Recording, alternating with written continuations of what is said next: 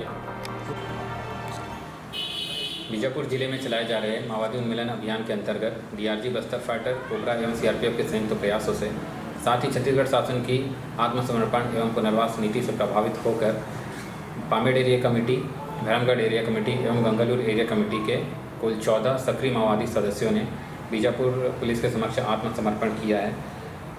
ये सभी माओवादी सदस्य माओवादियों की खोखली विचारधारा, भेदभावपूर्ण व्यवहार, प्रताड़ना एवं उपेक्षा से तंग आकर साथ ही समाज की मुख्य धारा से जुड़ने के लिए आज बीजापुर पुलिस के समक्ष समर्पण किया है।